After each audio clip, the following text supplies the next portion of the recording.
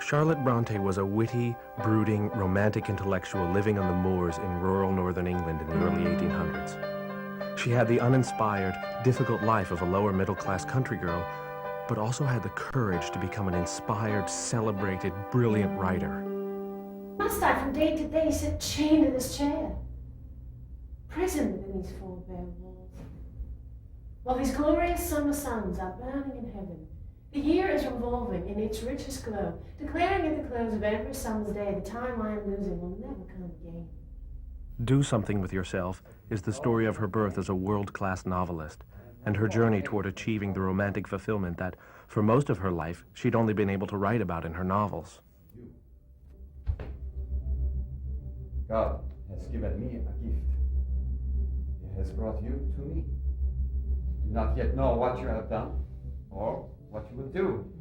Although Charlotte had a bristling, sarcastic sense of humor and a wonderfully romantic mind, few people in her life were exposed to them because of her paralyzing shyness. She felt a burdensome responsibility for her pious elderly father and her drunken idle brother, whose own failure as an artist far from encouraged her. Along the way to her success as a writer, she endured the deaths of her brother and 4 sisters, who included the brilliant but enigmatic Emily, author of Wuthering Heights. No woman that has ever lived has written such a book as this, and none ever will. I'm a writer also. These are my journals and my books. I have been writing adamantly, diligently, and tirelessly for over 15 years now, in the hopes of producing a great novel.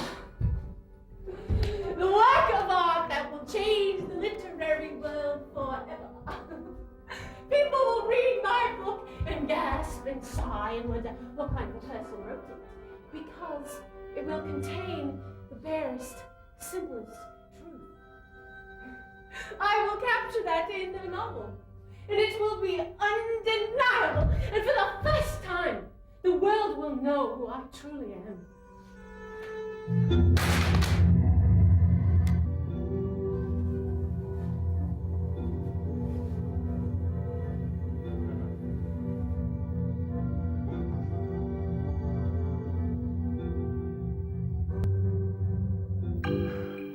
The style of Do Something With Yourself is episodic and expressionistic.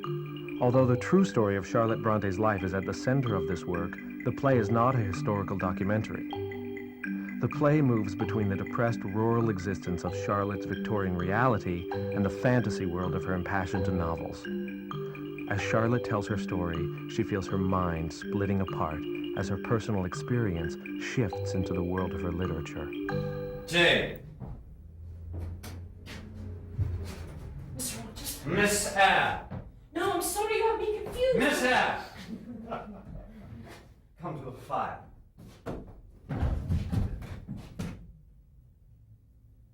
You've been a resident in my house now for 3 months. Yes, sir. And you came from?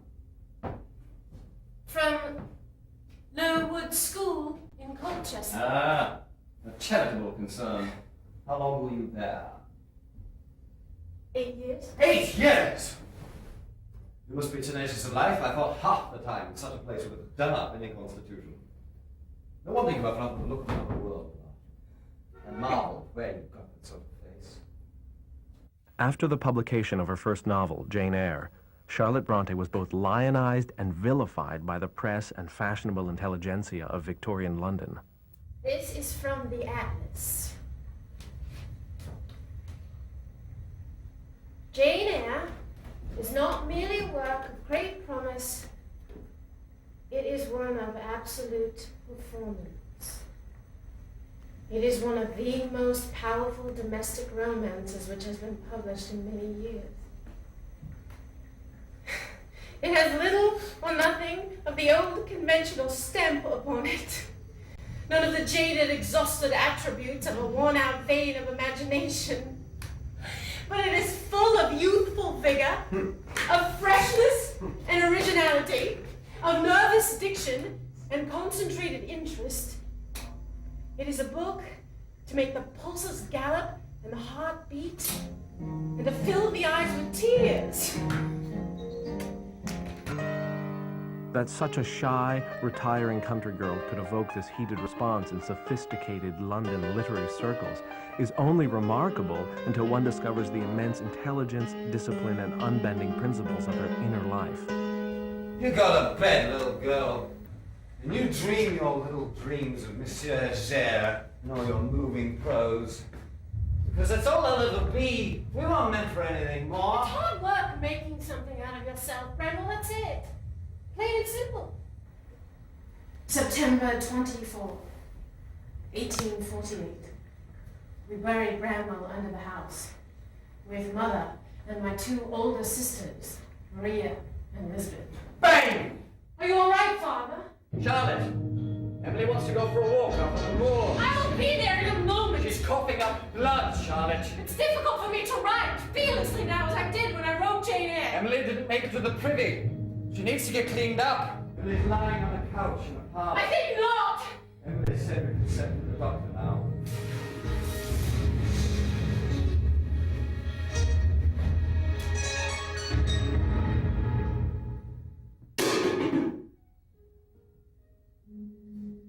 December 19, 1848. We buried Emily under the house with Mother, Maria, Elizabeth, and Bramwell. Keep writing and working! Anne seems to be out of breath. Keep writing and working! She's coughing up blood, Charlotte. What would Emily say? Anne didn't make it to the privy. She needs to get cleaned Don't up. keep George waiting! She shakes constantly. Keep the coming on!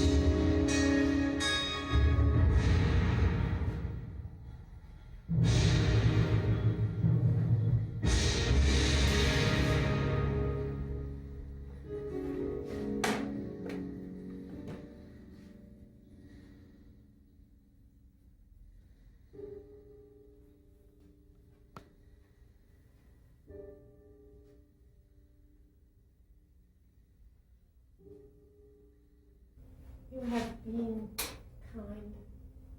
Not kind. I like you.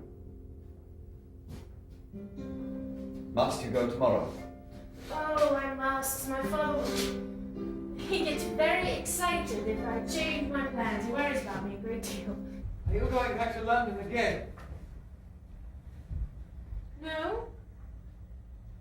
George Smith is engaged to be married, Father. Good. I'll be in my room. Would have fashioned a paramount hero, kept faithfully with him, and made him supremely worshipful. He should have an idol, and not a mute, unresponding idol either. But that would have been unlike real life. Inconsistent with truth. At variance with probability. Are you anything akin to me, do you think, Jane? Mr. Rochester, you're here again. Because I sometimes have a queer feeling with regard to you.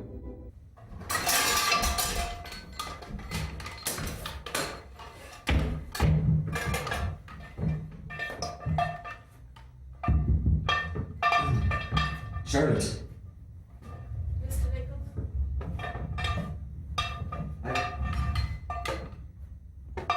I'm not good with words, so I'll just say it. I want you for my wife. Many people's children have died of consumption. My wife. All my children died. Except for you.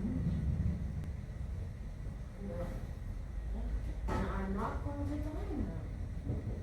You stayed as a reminder.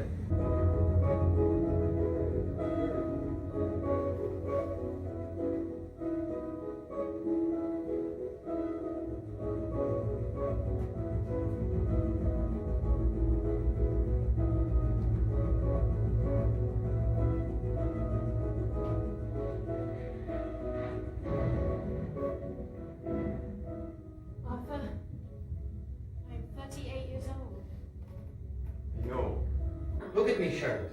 I have talked face to face with what I reverence, with what I delight in, with an original, Charlotte, vigorous, I am here. expanded mind. I am here. I have known you, Mr. Rochester.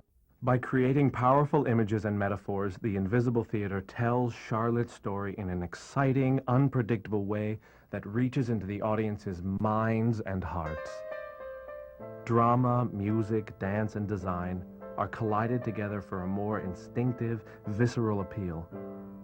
The Invisible Theater views theater not as a visible transaction between performer and audience, but as a more complete method of communication, or communion, between human beings.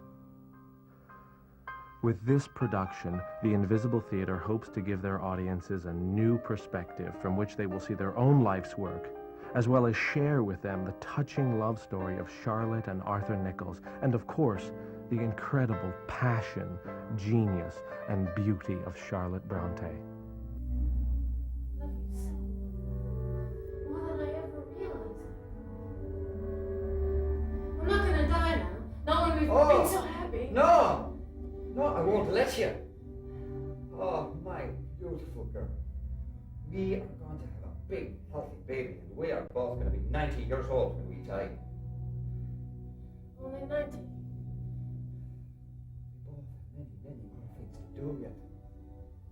Arthur, I always thought that my whole life would be in my books, but it wasn't.